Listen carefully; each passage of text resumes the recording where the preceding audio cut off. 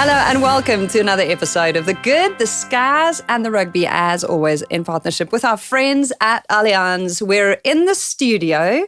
Emily's made it here. It's Bring Your Friend to Work Day. Mo Hunt is with us as well.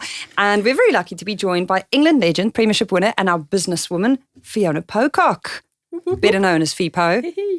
Thank Welcome you for having me. to the show. Pleasure to be here. Pokers? Focus is good. What? Leave it there. Why are you pulling that face? She's got quite a few nicknames that span a few years back, but they won't all come out. Okay, we're gonna talk about things that span a few years back. I love that notebook game you've got in front of you. For people who are watching this and not listening to it, can you please hold up the notes that you made for today? They number. What does it say? It's got a title. Got a title. I should underline that Good title. Scaz Just the to make Rugby sure. podcast. Oh, beautiful. What is number one on the list? What is preseason? What is preseason? Who knows? I love that as a PT you have to detail that. It's not just there. Well, it is there. Making it really, really condensed because it's actually quite a complicated answer. Is it a complicated answer? I thought it was all in the word pre-season, the thing we do before the season Whatever starts. you do now, don't ask her what it is. Okay, we're not going there. You've got 32 England caps. Let's talk about that rather. Yeah, I do have 32. It was spanned over quite a few years though. I got my first cap in 2009. 2009. So is No. that's No, 2008. You got capped before me. You got capped in the Euros with Packer, didn't you? Yes. 2008. 2008. Euros. there we go. Just come to me for any further questions. Okay. What else about my career do you know? Emily, is there anything else you'd like to tell us about the legend of FIPO? She was very, very good. When did you meet her the first time? We played 19s together. Mm. Yeah, so we played under 19s together. That would have been 2007, 2006, 2007. Yeah. So Long that was- time ago. That makes me feel really old. Yeah, it was a long time ago. The days of Haythrop Park and RAF Holton. Yes. They were the usual hangout spots for us, which was Glamorous. quite fun. Yeah. It sounds. Yeah. I mean, I've never been. Don't know if I'm going to go. All I remember, do you remember Jules? Yeah. Yeah. All I remember is this girl called Jules who was scatty as hell at the best of times. Okay. And, Is RAF she Holton, listening? Probably. Hi, Jules. It was really spread out. So and obviously we're quite young, so you walk what felt like 2K to get to the training pitch. And we get there and we're ready to go. And Jules like, mate, I forgot my boots. Like, this is classic Jules, if you know Jules. Mate, I forgot my boots. And then she ran the entire way back to like the dorms, get her boots, come back. And it was just really funny because like she was carnage at the best of times. We were under 19, so everyone was like, yes sir, no sir, trying to make a good impression. And then she is sprinting off around Holton and then probably couldn't really train the rest of the session because she was knackered. But yeah, irrelevant story, but there we are. Okay. You said it with passion. With energy. I love the energy in that delivery. There's going to be a lot of jokes today about energy because I tried to film something else with Emily this week and the feedback we got was the energy is about halfway there. Can we have more? They didn't see the previous 25 takes, but we'll get there. Basically, we just need to get Emily talking about people jogging way further than they should have or needed to. That's niche. As long as someone else is suffering just a little bit more than they needed to, which isn't that being an S&C coach Watching people suffer. to a T? Oh yeah, I love it. Very much I've so. suffered a lot in my career, and fitness testing was always the worst thing. We don't do it anymore. You don't do it anymore. Not really. Oh, maybe now though. Well, maybe. Yeah. Got a new S&C. New but yeah. S&C coming in. You always used to be really good at the anaerobic shuttle. I remember that. A peak on the first go and then die. It was the anaerobic shuttle was designed to see basically your drop off in your shuttle ability, and people paced it. I was always annoyed at people pacing it. Yeah. So I'd go absolutely hell for leather on the first go and then just wasn't able to maintain it. Do you make the Henley girls test? I do. Do you? Yeah, What's your go-to? the Bronco is my go-to, yeah. It's a good measure. Do you do it with them? Pardon? Do you do it with them? No, but I am actually going to do it with them this year. Strong. I think, one and all in. Yeah. And I need to know how it feels as well. It's always good to have some empathy about what you're doing, what you're giving people. Oh, gosh. How competitive are you going to be doing that though? Knowing you. I don't generally exercise intensely anymore. It's strange since retiring. It's like I exercise to feel good, but not really to kind of, improve my performance anymore. Yeah, fair. It's a different motivation. I would just like to point out that outside of the Henley girls who will be listening to this, in the room over, there's a Henley girl listening to us recording this, and she's just texted me to say I'm going to hold her to that. So no backing out now, coach. No backing out. I'll do it. Yeah, I'll do it on my own. Okay. Yeah, do it on my own in private. So I don't get anyone watching me. And then knock 15 seconds off your time before you Yeah. tell them. There is going to be nothing private. I have to warn you that this is like, it's out now. You can't unsay what you've just said. So good luck. I'll do it. Thank you. Yeah, I'll let you know how I get on. So how much of that period did you spend playing rugby and juggling the PT work? I mean, it is probably the two perfect things to juggle. Is there a better thing to be juggling it with if you had to juggle? I did have a good flexibility around my work. PT, it lends itself quite nicely to filling your own diary how you like. And for most of my career, for about 8 years, I was working part-time and whilst playing rugby. And then got a full-time contract in 2016. Mm. Yeah, which was amazing. That transformed my ability to recover between sessions and just get the most out of training.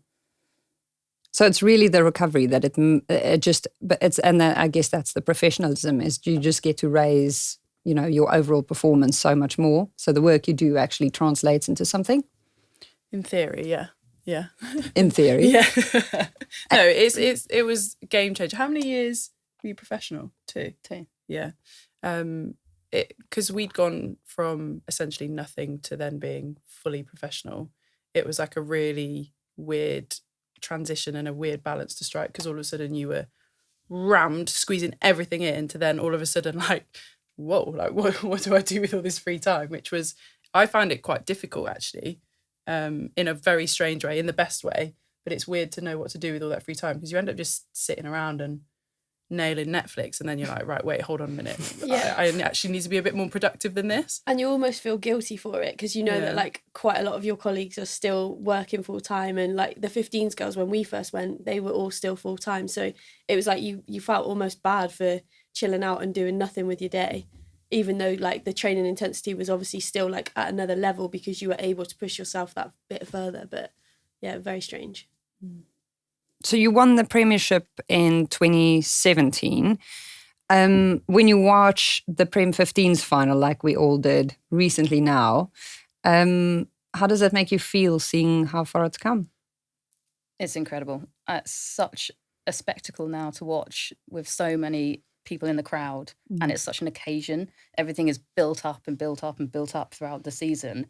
Before, I think there was a bit of inevitability, spit my words out, about who would be in the final, and maybe you'd, pretty much predict who would win that. But now it's just so much more competitive. There are definitely 4, 5, maybe 6 teams that are actually capable of getting into that final or winning, and that's a really good place for women's rugby. Yeah, the top 4 was, that was wide open. There was still a lot of kind of, space there for teams to upset the apple cart just a little bit, which is nice. Top 7. Top Include 7. us. Sorry. Yeah. 7 teams had a shot at the top 4. We did before Six Nations, and our first game after Six Nations, we ruined it, so it's fine.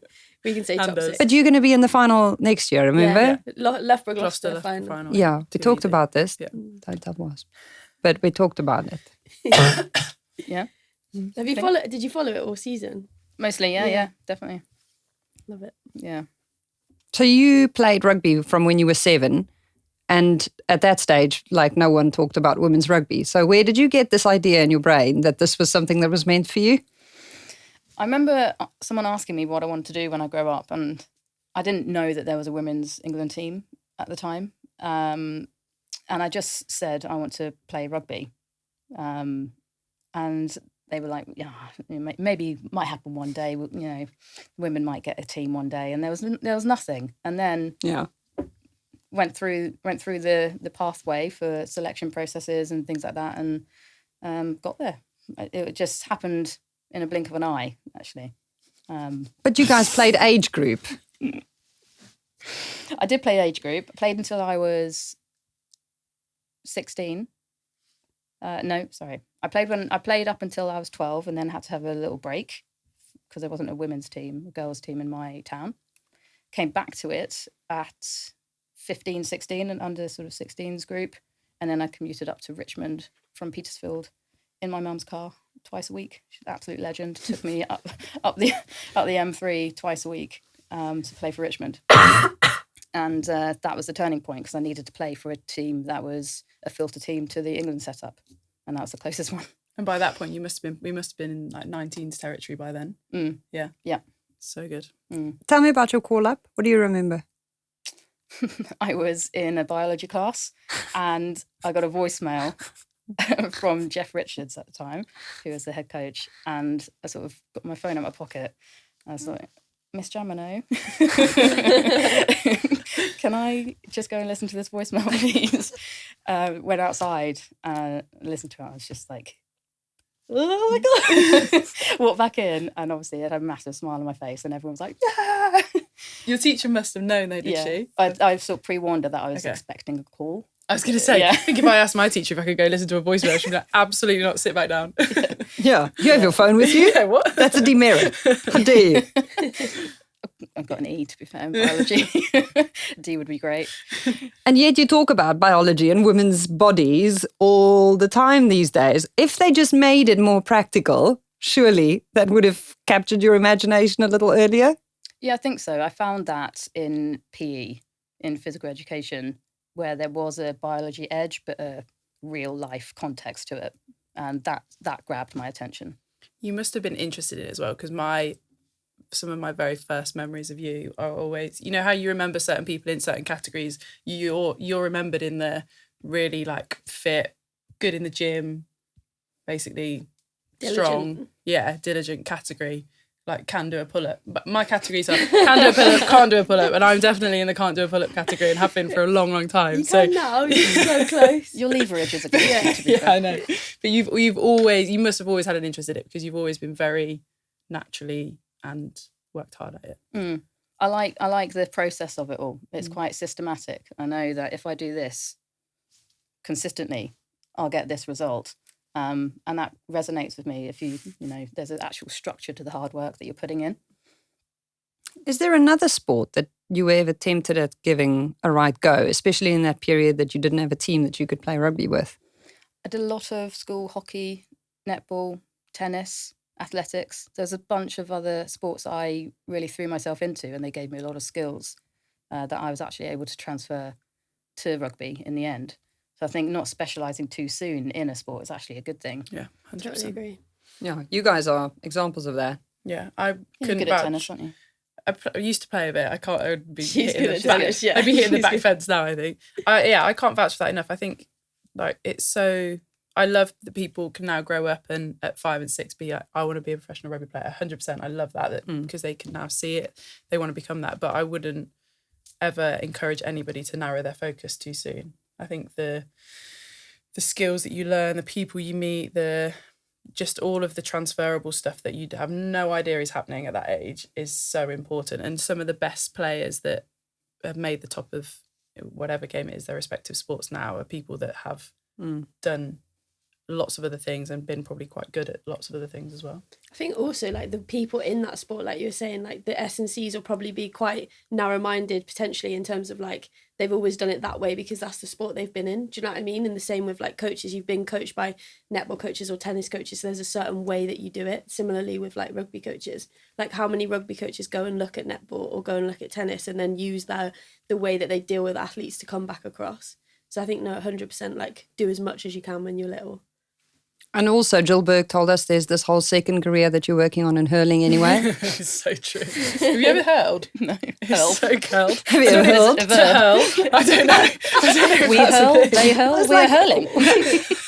Literally, until a few months ago, I thought that meant throwing up. I didn't know hurled was a thing that you do as a sport. But, I mean, you live and you learn these things. It's a good sport. It's basically like aerial hockey they play in Ireland. Oh, cool. Yeah, it's fun. Sounds Like good. lacrosse, but with a stick rather than a net. Is it contact?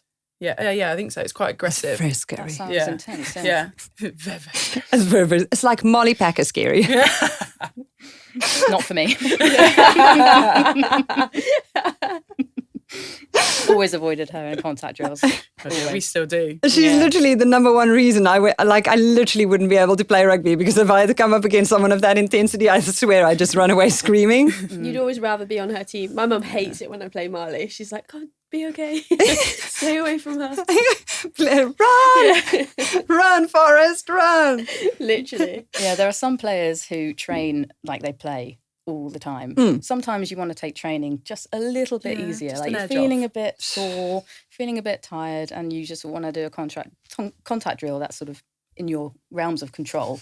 And then you get Marley Packer opposite you, and you know that it's not going to be anything other than 100%. And you're just like... She always gets really disgruntled though. You know, like when you're like grouping off to go to a tackle bag or a station or something, and you're always like, oh no, like you're in the other group, and she's always like, no, mate, no, I'm really light, I'll go really soft. And I'm like, no, you will not. And then like next minute you're doing absolutely nailed. But she's convinced that she's one of the good ones, isn't she? She is. Who was your go-to? You know, when you always pair off. Who was your go-to back in the day? Kay Wilson. Was it? Yeah, she was amazing. So good. You start like looking around, eye contact. Yeah, got you. Basically, when they say pair off for a contact drill, you're always like, you've got one person that you know is the same level as you. Yeah. And if you don't like preempt that person, sometimes it gets bad. And the fear in people's eyes if they've lost their partner or they're not selected is quite or they're something. out injured or something. Yeah. It is like, oh my goodness, God, I'm in the forest and I'm by myself here. Yeah. So who's yours? At the moment, it's a good question actually. At I've not really played all season. Loughborough sometimes. Oh yeah, Mo at England stuff, obviously, yeah. But quite often they say you have to say it. She's sitting right no, there. we actually do. Like, sorry, I just went to club rugby. Often, I went straight to club rugby. Sorry, yeah, England definitely Mo. But quite often they're like, get with someone similar size. And Mo's like, Scaz. And I'm like, hey. I'm like, mate, there's no way we can dress this up to try and be like, yeah, nearly. She does that. The best the other day, we had to do this like ISO stuff where you're like arms out holding, like just to try and like get your rotator cuffs going and stuff. And they were like similar size, and then me as a Scaz, she had to sit on the floor because I couldn't get the leverage. It was so bad. You're like doing pull-ups Yeah. with her arms. Like shaking. And your buddy at Gloucester? My buddy at Gloucester, we don't really do like an awful lot of contact, but most of at Gloucester, like all the girls Mo are just great. steps out do you know at what I Gloucester mean? when you get to that point. The girls, no, probably Tatiana, Tat Heard. She'd be up there. But yeah, Good match. definitely not Bianca Blackburn. She is like brutal. She's a menace. She's someone that will pull up with like 25 kilograms on. Like she's one of them. Okay. She's a machine. That's another level, isn't it? No, not that brave. Nah. I'm mostly there for, the chat, but no, none of the serious stuff. Speaking of Jill Burke, though, just to go back to her prop, she's going to South Africa teaming up with, speaking of pairs, Lynn Cantwell to go help out the South African girls. So down with green teams sticking together across international boundaries. I was texting with her and she was asking for advice and she's like, what's the weather like? I'm like, you're going to be fine, take shorts. Like, she's a bit of a pale kid, is our Jill. It's winter in Cape Town, which means it's 20 degrees Celsius. I think you're going to be fine. She was really looking forward to that, to be fair. Aww. Amazing opportunity, isn't it? So brilliant, so excited. And so yay for all of the wisdom that she will be imparting. Is the wisdom that you learned from having horrific injury layoffs during your career, like probably the most practical thing that you're using in your everyday life at FIPO now? Yes. In short, can't lie that has a massive influence over why I'm so passionate about strength training and injury prevention methods, and also just getting to know my own body really, really well. Working out its imbalances and where I had weaknesses that I needed to improve on to get back onto the field. Because injuries aside, there are always things to work on. And if you can kind of pick out a couple of those things, it will make a massive difference to your performance and your longevity. Just for anyone who didn't see or can't recall 2010, because we have a lot of new friends watching rugby these days. I saw them all at the Prem 15s final. Most of them won't know whether Alanis Morissette was a musician or an actress. How good is she? haven't on the way home. Side note. Side note. In 2010, you had that huge tackle into touch after making over 50 meters from a Scaz pass. I mean, the pass was nothing. The break was nothing to do with the pass. I can tell you that for free. Beautiful break. Unfortunately, led to an actual break. Broke yourself. I mean, if you were going to break yourself, that was like going the full. So you sat next to the sidelines in 2010 for the last bit of the World Cup. And then you were sidelined for what? Another 2 years after that? Yeah. That is insane. Long time. Yeah. And actually, one of the hardest things when I came back was that the game had moved on. It really accelerated after the 2010 World Cup. Much more people playing, much more focus on strength and conditioning, high performance environments. People were training more. The speed of the game was way beyond what I left it 2 years prior. So that was a feat in itself. Did you always have, because obviously like that injury was completely brutal, and at the time it because I remember obviously I was one of the first people that came to you on the touchline, and I put my arm out to you and I pulled you up thinking, oh, she'll be all right, and then obviously you just sat back down, and then little did we know it was one of the worst knee injuries we've probably ever seen in the game. But did you always want to come back from that? Like, was that ever a question? Because it must have gone through your head that amount of time on the sidelines. Of course it goes through your mind. I was bedbound for 3 months. Sheesh. On a machine that was just moving my leg up and down to try and encourage this sort of growth of meniscus in my knee. It was just brutal. And this was a couple of weeks after a World Cup, so everyone had gone. I didn't have any sort of connection to the squad anymore. People were sort of on a bit of off period. Had to travel up to Twickenham a couple of times a week for physio. That in itself was an ordeal. My mum had to take time off work to get me there, and it was a struggle. But after that initial patch of just crapness, it was then I can do this, and everything was geared towards, okay, make that marker, make that marker, make that marker, and eventually you start feeling like it's in your reach. Is that how you kept your motivation, like the little markers? And because there's loads of people that get injured, obviously not to the extent of that, like it was brutal, and watching it like from the sidelines, it was crazy, like to see that. I never knew that it was 3 months coming back, but was that what you did, like just little milestones each time, and that's how you kept getting through it? Definitely. And because if you think too far ahead, it's overwhelming and you think it's out of your reach. So one was coming off crutches, huge marker. And that was around Christmas time, which was great, because then I could be at Christmas and not feel like a completely sort of doted on person. How long was that when you came off crutches since you did that? Because that's a long time, isn't it? That was about 5 months. Jeez. So wait, the thing that was moving your leg the whole time, I'm still stuck there. Did that happen while you're sleeping as well? No, just in my waking hours. I was just thinking, oh my gosh. It was about 8 hours a day I was on there. And what do you do? I read the whole Harry Potter series. 5 times? Yeah. Watch Prison Break. That was good. Wow. This was before WhatsApp. Yeah. Literally just going, what was big in 2010? What would I have kept myself busy with for that long? I don't think Instagram was invented then. No. Facebook maybe. So no documentation of my rehab process. Wow. Yeah. That's insane. So you went through probably one of the darkest periods I've spoken to people who've had some serious injuries, but that is a very prolonged period. If you were a top flight men's player in 2022 and that happened, how long would your rehabilitation have taken? If you had all of the resources in the world chucked at it and your mom didn't have to drive you to Twickenham? That is very difficult to say. Is it? Yeah.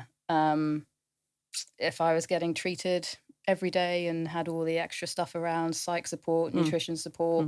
Game ready. Yeah, didn't have a game ready. Yeah. A whole different story. I can't say. But I had obviously complications that were individual, specific to me. So all the time that I spent on one leg, I got issues in my hip on that right side. Inevitably, you're going to, incur a bit of an imbalance if you're standing on one leg for 5 months. Yeah. So that was a bit of a tricky thing to deal with. So I can't really say, no. Wow. That's insane. And you still decided to come back. Like there wasn't a point where you went, you know what? Just like maybe Came back twice, didn't you? Yeah, because come then back then you did your Yeah. ACL, Yeah, that was the ACL worst. immediately after that. The second match back. What can you remember what game that was? Ireland, Six Nations away. Yeah. On a crappy muddy pitch, like in the middle Where of was nowhere. it?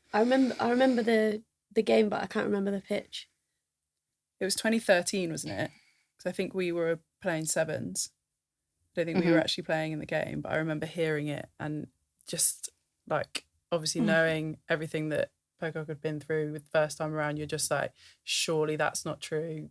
Don't even lie. It's just, it's one of those things where you're like, everyone, I mean, I'm not trying to claim that we felt it more than you, because that is obviously not the case, but everyone was just like, no, surely not. Because you just want some people to catch a break. Like she'd been out for 2 years with something that no one could have imagined happening. You question whether someone's going to get back from that, and then they do, and it's like, yes, and then you're like, no, and everything just comes crashing back down again for them. So it's brutal. I can't even imagine going through it. That was just being on the complete other side of it. But I think anyone who's had back-to-back injuries, it's just insanely soul-destroying. You just put so much into that first time around, and you have nothing left to give in your capacity of trying, and then you're faced with, I've got to somehow do this all over again. It was pretty. It was a bit tough. But you did. But I did. You did. Why? Why? I don't know. I think I've always had this feeling of not fulfilling my potential. I felt in 2010 in that World Cup I was playing well, and she was flying. Yeah. She was absolutely Unreal. flying. So you grasping at that. You're going, that's me. That person is in here somewhere. Yeah, I don't think I ever got back to that level consistently. Maybe there were moments where I think maybe autumn against New Zealand in my last match, I think I was pretty much on my way there, but I had niggles, and those niggles, they take it out of you. It's so tough. It's so incredibly tough. Is there something now that you wish? Is there an insight that you wish you had earlier? Would there have been something like psychological that would have made all of it, I don't know, more manageable, easier? Is there a wisdom that you share with people that you treat or work with?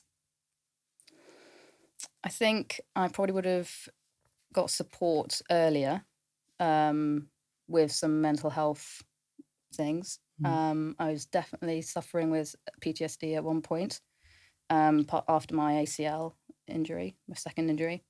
I had like an experience in the hospital that was replaying over and over, and that was a real barrier to coming back to rugby after that, because I didn't want to go through the same feeling of being twisted again and then being on my back and looking up. Like that was a big sort of issue for me at one point. So, but I kind of thought it would just go away for a while, and it didn't. So I got support there, and I just would have got that earlier. I think I would have come back earlier. Is it fair to say that support wasn't as readily available at that time than perhaps if that would happen now and today?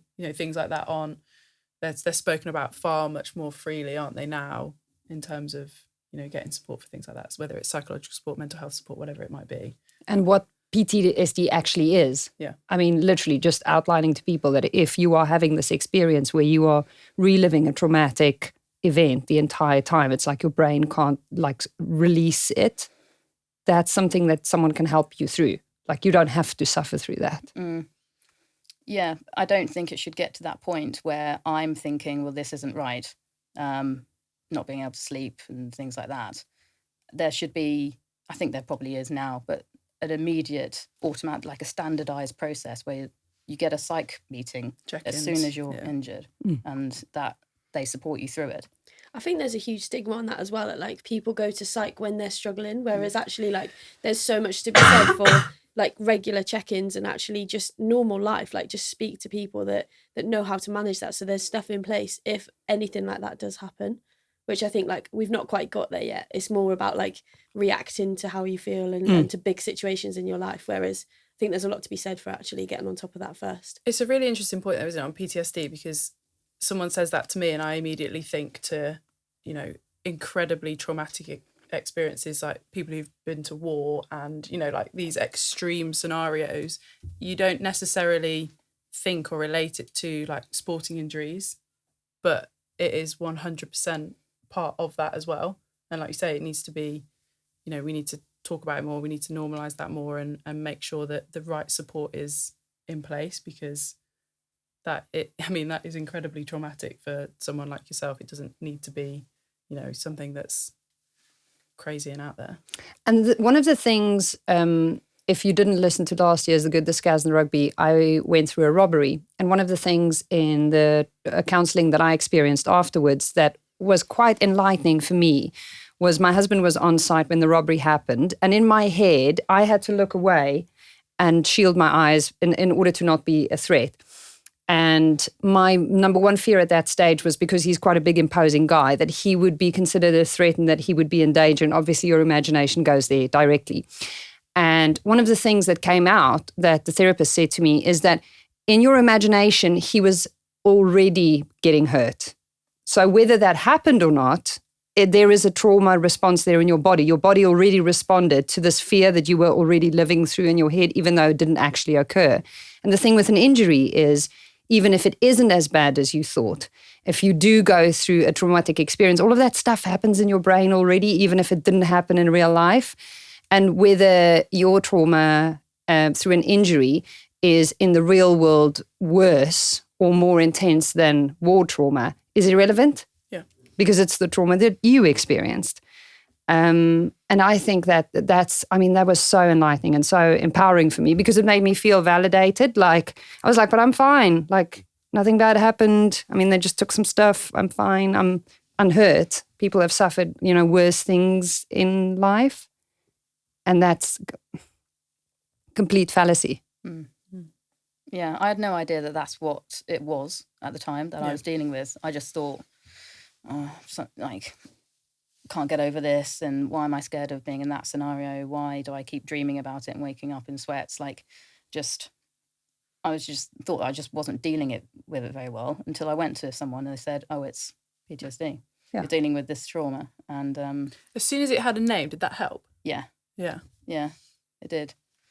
Because otherwise you're just going around thinking that there's just something wrong with you and you don't really know what it is. Or that it's some sort of weakness and you just need to harden up. Yeah. Well, yeah, harden up. One of my favourite phrases that came out after was, this is still when I was getting therapy, but coming back into rugby. I won't say who the coach was, but it was, we had a wrestling session and I was up against Heather Fisher. She's absolutely brutal. Like, clearly didn't pick your partner well. Me. You didn't pick your partner well. No. I was like, I just want to survive this. And I didn't deal with it very well. I had to take myself away, got sort of thrown on my back, very similar twisting mechanism that I had before. And the coach said, you just got to be comfortable with being uncomfortable and get back in it, get back in the ring. And I was just like, wish you understood. Mm. But you do understand, which is why it's powerful that you're doing what you do now. Mm. I mean, isn't that the whole point? 100%. That was empowering. I enjoyed that. No, but I think that's true. great. That's why we need people like you who've experienced stuff as absolutely brutal as that, to be doing the work you do and to not run away. Mm. Because now you can hold space for other people. That's what I'm trying to do. Yeah. It's very in its infancy, but I think I'm making some progress in that area anyway. Now, you need to explain to me how you also do this in your personal life. Oh my gosh, you are surrounded by it because your partner also suffered a knee injury. ACL. Yeah. I mean, if this was a script and we were making this stuff up, you'd go, okay, this is the point at which the story gets a little crazy. And your partner's going through ACL recovery right now. Yeah, she's 6 months post-op. She's doing great. How has that been to live with? Be honest. As someone who has a husband with very broken knees and has had arthroscopies and all kinds of fun things happening in my household. It's really difficult seeing her struggle in the first couple of months, not being able to do much, knowing how it feels is both a blessing and a curse, because it sort of brings back some of the feelings that you had when you were going through it, and you don't want to sort of think about that because that sort of feels a bit selfish. You just want to be in the moment with helping someone, and being in S&C as well. Like, there's obviously some chat around what to do, how do I fix myself quicker, and that I'm sort of like, I'm too close to you. I love you, so I can't give you the right advice on this particular thing because it's, I don't know, it's I can't talk about it objectively with her. So you're not involved in that rehab process at all with her? No. That's interesting. It's interesting because I think it's probably the best thing for your relationship. It's good to have separation. And the fact that you recognize that boundary is really important. But you have to be tempted, I mean, at times to go, no, you're doing it wrong. If I see something that needs help, A dodgy single leg squat with a knee going in. yeah, obviously I do a little bit here and there, but I'm not anywhere sort of close to leading the process. No. Why is this something that I feel, I mean, it's a rugby injury, but it's also a particularly women's injury. Why does that happen? Why is it biology? Is it training? Is it conditioning? All of those things, and also biomechanics also plays a role. So typically a female's body is a wider hip angle, pelvis is wider, so therefore knees have to come in underneath the pelvis closer, and that angle causes some stress through the knee that sort of males don't have. Conditioning wise, generally females aren't as conditioned to tolerate the demands of rugby because of the history of training, that maybe they haven't got the history there. And then biology is the final piece probably, and there are certain times of a menstrual cycle which make you a little bit more vulnerable to ACL injuries or ligament-related injuries. So does that make women weaker? No. Because, I don't know, the feminists are not going to be happy with that. I count myself as one of them. So is there a superpower in the fact that you do have a cycle and that there are periods in the cycle, in the period, where you're a little different from a biological perspective? Or is that just something that, we need to harness? Both, I would say. So there are definitely periods of the menstrual cycle where we can really, really maximize our training and our adaptations that we get.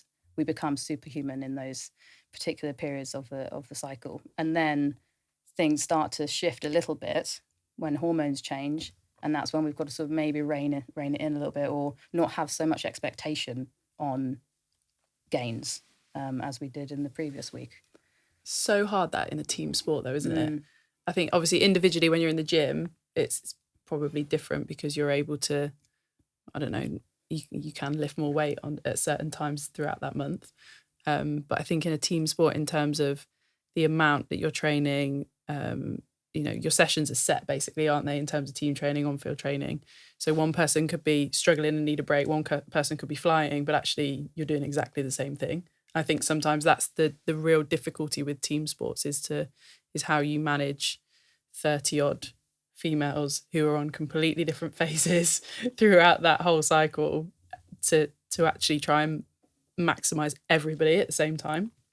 I think also it's the understanding, right? Like, it's a male-dominated sport. It is rugby. How many people are coached by male coaches that don't really understand that bit? And periods themselves, like, they affect me so much differently to probably everyone in this room. Like, I don't really have a lot of issue with it in terms of like period pains or anything like that. Like, Mo floats through them. Mo and I know each other obviously very well. Mo floats through a month and it's so annoying. Basically, she's a man. She just cruises on by like nothing's happening. Doesn't bother her. It is true, though, but there's some girls that really suffer with it. But it's like, and then similarly to how you feel, like you can't be told how you feel. You can't be told how the period is or how it affects you because it's so unique to yourself. But then so many people don't understand that.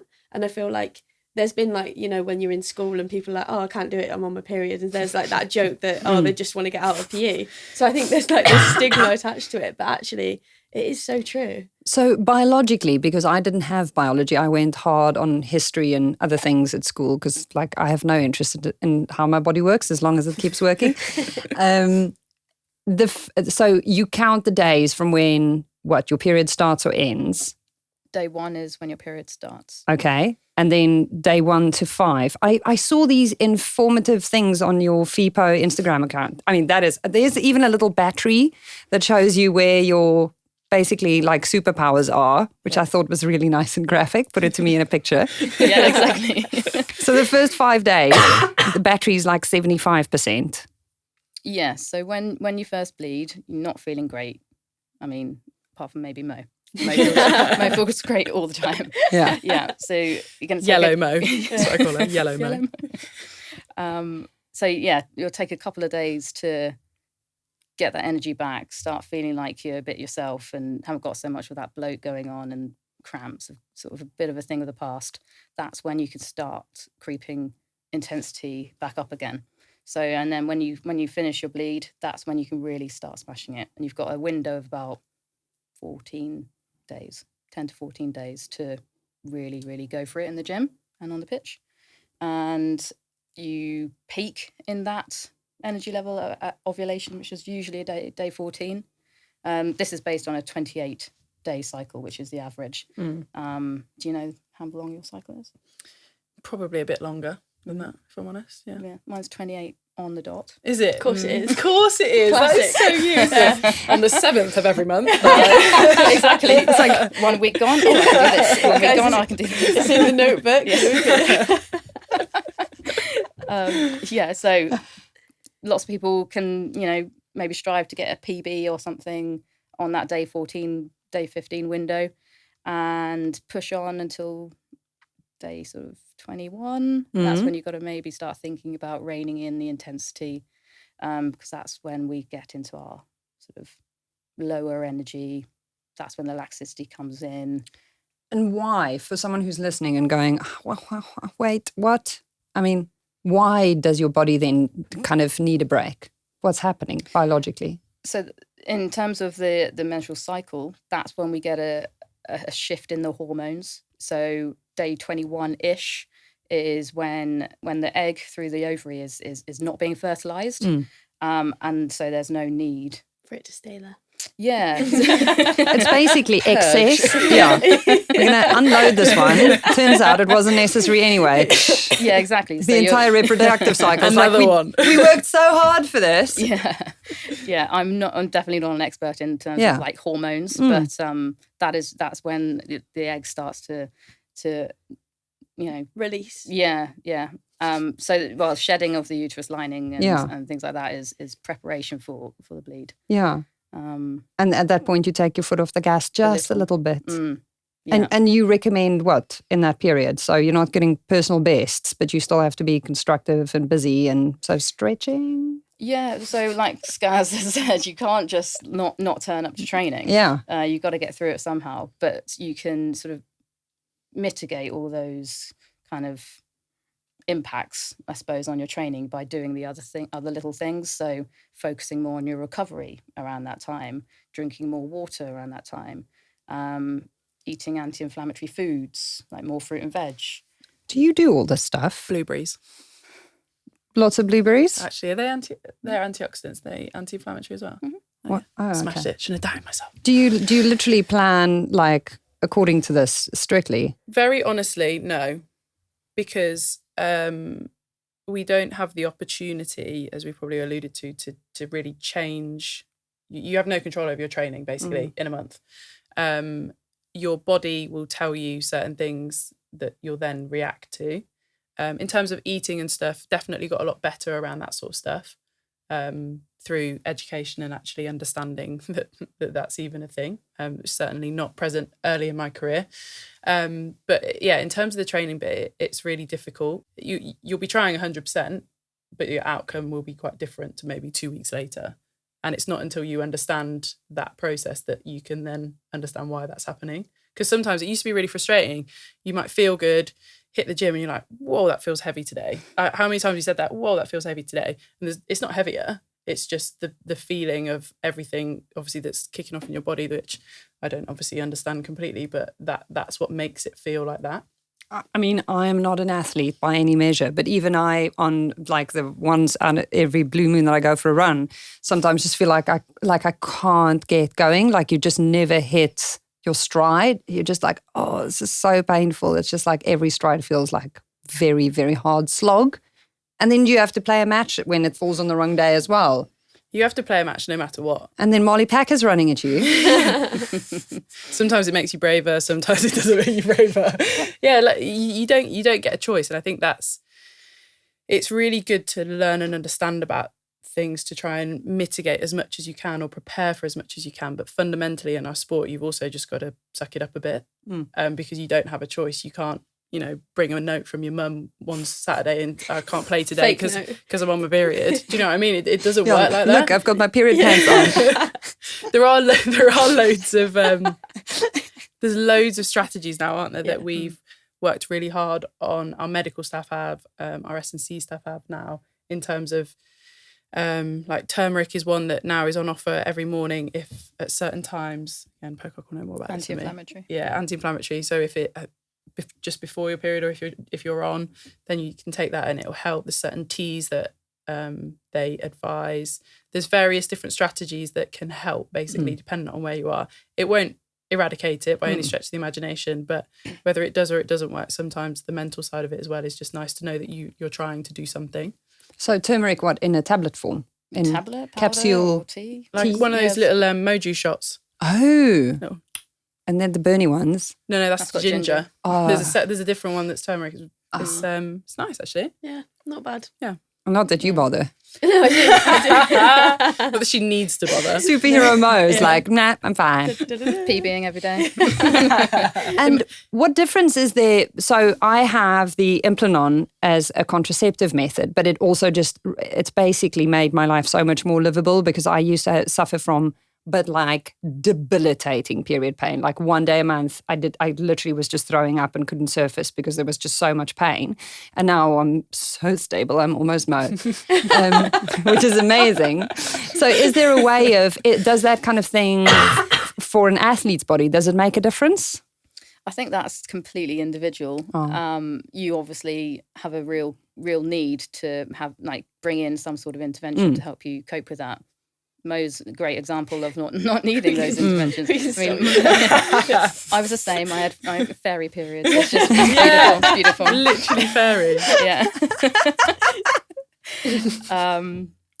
And I have to say, I don't know what the trade-off is in terms of like your hormone balance in relation to training, but also future fertility things and things like that. That's beyond my scope. I think that has formed part of the research that whether we've been doing, our medical staff have done it, or whether other people have done it, that they've tapped into in terms of the being on the pill, not being on the pill, and actually the differences between almost those two types of people, and also obviously the variations in the different type of pill as well.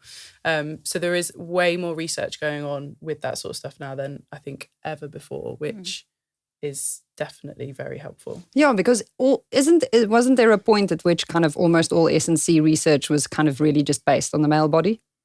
Yep.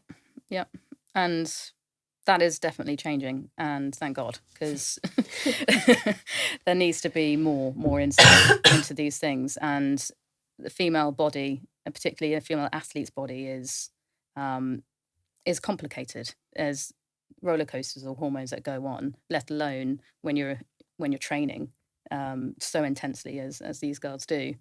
And that's why you see so many female athletes actually lose their period. Have you ever known anyone that's Yeah, there you go. Fairy Mo strikes again. Yeah.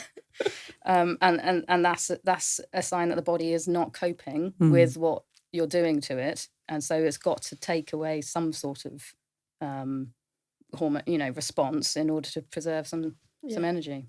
I think the beauty of it as well, though, like we've alluded to, is that there's so much research around it. So, like, even you just talking about stretching or your prehab or just stabilizing joints before, if you know that you're in that element, like, is so important, especially for people coming up through, like you mentioned before, longevity as well. Have you found it more interesting with all of that sort of stuff? Because I guess quite black and white in the men's game, they don't necessarily have to think about all those stuff. Therefore, it's more about doing this, that, and the other, very much in terms of training. Whereas in the female game, there are all these different things to consider, a bit more tailored to individuals. Potentially pushing someone on in this space could make a huge difference for them. Pulling someone back a bit, blah, blah, blah. Is that something that you found, I don't know what the right word is, more interesting, more advantageous, or for the group that you're working with, any of those things? Because to me, it would be, I'd get a better sense of achievement or accomplishment out of it because I'm able to manipulate more things and work with more things. Does that make sense? I think so. The nuances on how females train is definitely kind of, I wouldn't say it's more interesting than other people, but it does give an extra element of more challenging, complicity probably. or challenge. Yeah. Bigger puzzle, more variables. Yes, definitely. And ultimately, I want to help people get the best out of themselves. And there's a real untapped area of training and performance that I think we can make a big difference in. And that's why your business is focused on getting the best out of the female body. Yeah, definitely. And a large part of that is education, because there are so many people who don't even know that the menstrual cycle will impact training, let alone how do I manage We've been in that boat though, haven't we? Yeah. Like, take us back to there. 2010. Because it doesn't affect your training. Genuinely, just listening now, like we've been part of how many studies, how much research, and I'm like, okay, so day 7. You're like, I wish I had a notebook here, like Fee. Yeah, good. Making notes on the phone there. But the best thing you can do is simply just track your cycle in the first place, so you know what you're working with. Know how you feel on what day.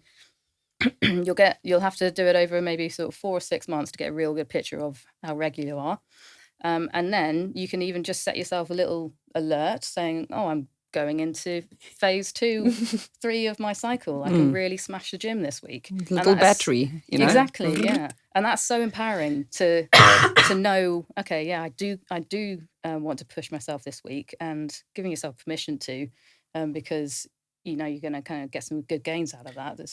And also cutting yourself some slack on those weeks where you're not going to feel as good. Because we've all been there. You're like, and it's a bit of a slog, and you're giving yourself a hard time. You're like, well, yeah, but I need to be pushing harder and da-da-da. Actually, when you understand it, you're like, okay, I am going to try hard, but I understand that I probably won't get back everything that I might do in 2 weeks' time from it. And surely this leads into performance psychology, because if you're not beating yourself up and the people around you are not there to beat you up, suddenly like you're just feeling more empowered and a bit more like you're in the driver's seat, not like you're getting run over. 100%. Yeah. So coaches, because this is inadvertently where this is leading, obviously have to do a lot of learning on the job, particularly if they were born with a penis. Yeah, very much so. And I think it's, again, I can only speak from our experience, and my experience is largely at an international level. I don't think we've necessarily covered this at club level, so that, that probably shows the depth of work that still needs to go on. But the coaches, it has been a bit of a baptism of fire, I think, to them. Most of them have wives and maybe, teenage daughters and things, so they may have experienced it somewhere along the line, but it's completely different to performance sport. It's completely different. And I think it's really important that they, as much as we sit in front of people who teach us about it, talk about it, that they're there as well, because fundamentally all good coaches, they know the people they're working with, they understand them. And hopefully that leads to a way better environment as well. And just speaking openly about it, like how awkward do some people get when you mention the word period? Like, I mean, seriously. But it's still a case, isn't it?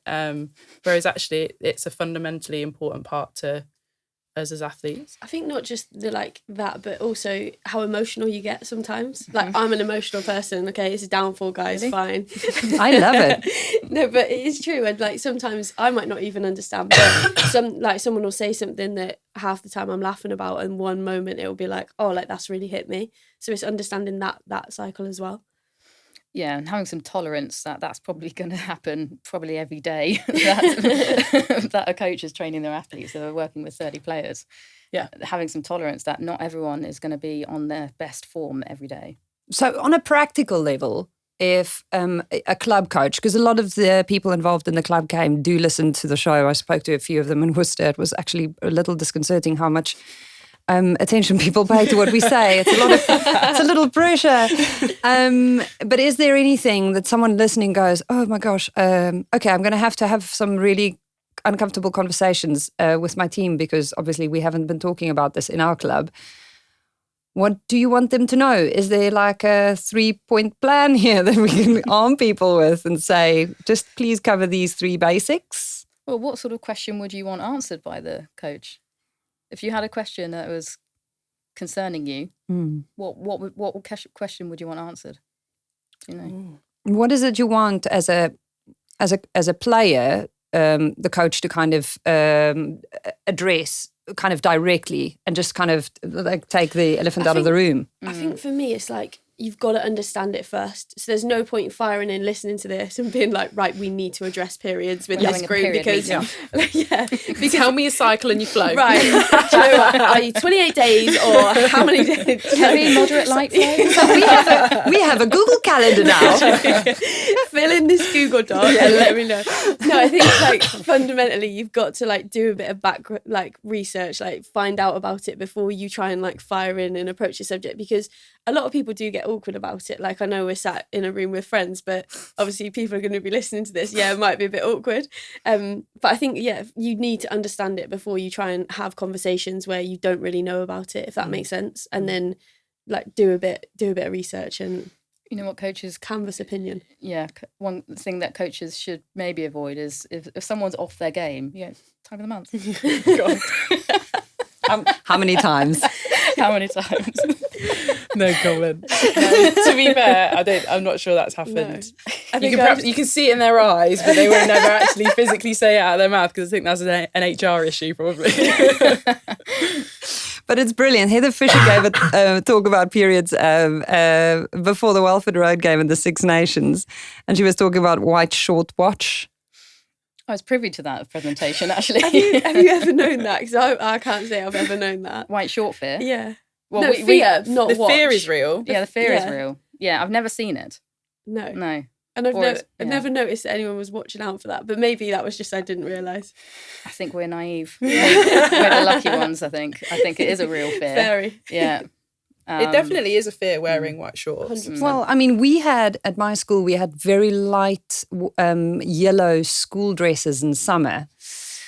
And literally, as a group of friends, we were literally watching for one another. So you'd literally get up and say, "Am I okay?" And everyone's like, it's crazy, isn't it? because if you have to wear a very light yellow dress to school and you know it's that time of the month and you've been sitting in assembly for the last 40 minutes and you know you're going to have to go up on stage, that's, as a teenager, a very real that nightmare. could haunt you forever. Literally, no one would ever forget that you went up on stage. Yeah. With a blotch. There'd be some nicknames that come out of that, wouldn't there? Exactly. But I mean, that's like the most practical manifestation of this probably. It's just kind of everyone having each other's backs, but also not making it a stigma. What would happen on a pitch, though, if it happened in your white shorts? Would it be a blood replacement? Blood soap. Yeah. Well, I mean, that would be a blood soap. I mean, we probably shouldn't joke about it, should we? Yeah, I don't know. I genuinely don't know. Must be a protocol. But, Pocock, if everybody understands themselves... Yes, it should never happen. It should never happen, yeah. Love that. So, pre-season advice to coaches. You're going into pre-season with your team. Does everyone have to do Broncos with their players? Definitely not. No, it's just some measure of fitness is a really helpful way to track progress. It could be anything. It could be a 5-minute run. It could be just 5 laps around the pitch. As long as it's a measure of time or meterage that you can then compare it to later, that would do. And it's whatever that your coach wants to do, really. What else is on the list there? You've Let me paged just go over. back a page. Yeah. You segued back. Okay. What did we not cover off in your prep for this episode? The most prepped person here with the longest list of topics. I think we could cover maybe the priorities of preseason. Oh, wow. Like, what are you actually trying to get out of it? Shall I read them, or would you like to take this one? You can definitely read. Emily's like, I'm in my off-season break. Do we have to do Let's this not talk about now? preseason. Yeah, the fear. For a lot of teams, and this is probably not counting the elite environment, but community level teams and grassroots, just getting your work rate up is probably the biggest priority. Improving your ability to just move around the park, and with that, improving your game speed. We talk a lot about game speed. The level at which the tempo, on average, is played is a good determinant of who wins or loses. Okay. Thanks, coach.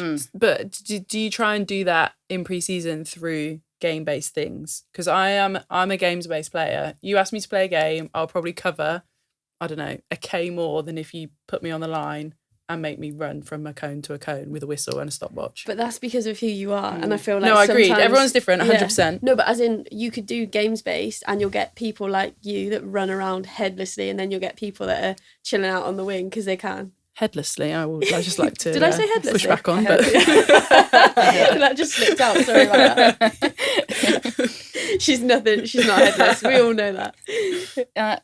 In answer to both, probably. Yeah. So you want a good dose of interval training, pitch-based running, because it's quantifiable. You know that you're going to get your athletes running this amount, and you can scale it up over the course of the preseason. So from start to finish, they're able to run more and run faster. That is easy to sort of monitor. Yeah. In the game-based stuff, that's also just improving people's skills and their skills under fatigue, which is so important. and tricking people into enjoying pre-season. Yeah. That's what I always need. And a word of advice to the players: just suck it up, Bring 2 water bottles. Yeah. That's great advice for pre-season. hydrate. Yeah, because, well, one, normally the weather's still nice, so it's hot, and you are going to be working hard. And there is nothing worse than drinking a quarter of your bottle on the way to training, a bit while you're faffing around, and then being at the bottom halfway through the session.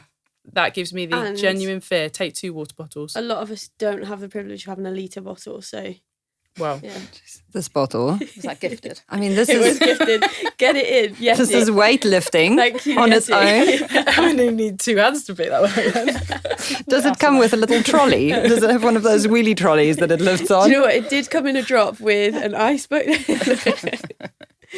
If you do need to get a water bottle, Yeti is a very good There we go, Yeti. Yeah, Keeps the cold and the hot, everybody. So 2 water bottles. What else? Mo, tips? Oh, Pre-season I survival actually hacks. love pre-season. Yeah. I'm one of those. I just love it. Like running around playing games. And Coaches just do games. I'm a games person too. Yeah, because it's always an easier sell because it's generally still hot. It's generally still light. So you don't necessarily need the floodlights and stuff. And you've not seen people for a while. So everyone's back, full of Yeah. energy, nice to catch up with people, excited that the sun's still out.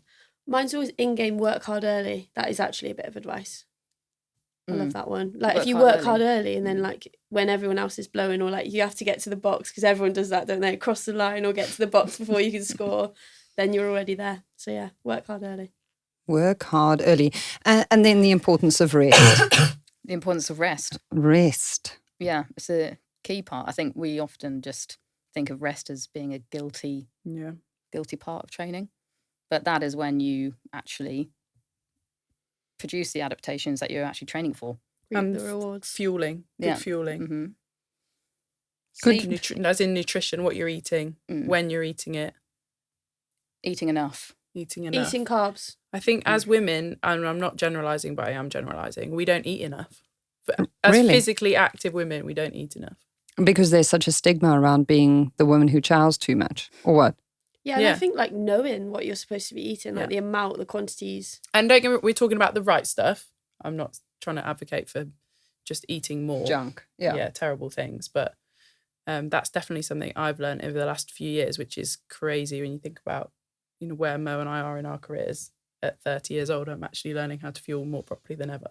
What are you eating more of than you did before? Just, well, probably more regularly. So like throughout the day.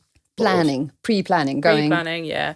I've always been all right at that, to be fair, but just more. Like I was still not eating enough, just from a calorie point of view. Do you feel better for it? Yeah.